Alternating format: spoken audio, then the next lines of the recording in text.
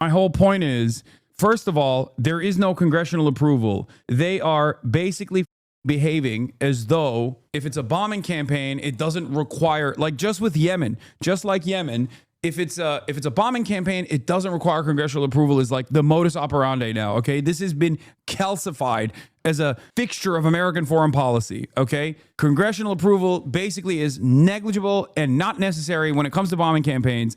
At most, if you want to do probably like a full-blown boots on the ground military campaign, then you have to maybe say like, oh, this is going to be a special military operation, not a full-blown invasion.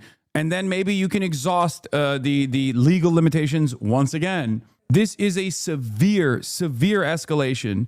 This is a severe escalation, an act of aggression against a sovereign state, directly going to war with Iran, specifically at the behest of Israeli leadership and Israeli advice. In the Syrian civil war, Russian and American air forces communicated their flight paths with one another to make sure no accidental shoot down of the other. This is something that the great powers did since the Cold War to prevent escalation of nuclear war. Exactly. America does not give a about anything, dude. We do not care about anything. We are so awful. We are so goddamn awful. It is crazy.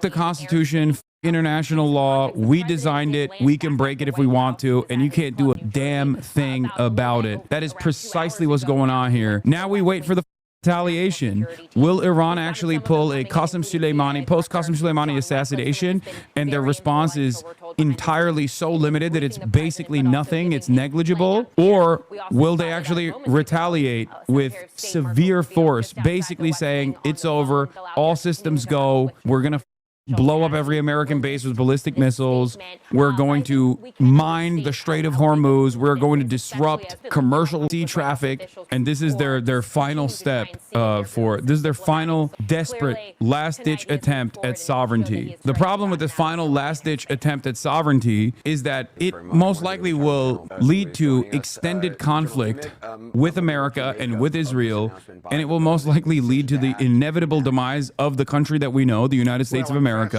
If it goes in that direction, it will be used as a proxy by China and Russia if they are clever enough to extend that conflict in the same way that America was using Ukraine against Russia. The difference, of course, between Ukraine and Iran is that Iran has designed its entire society to withstand this kind of thing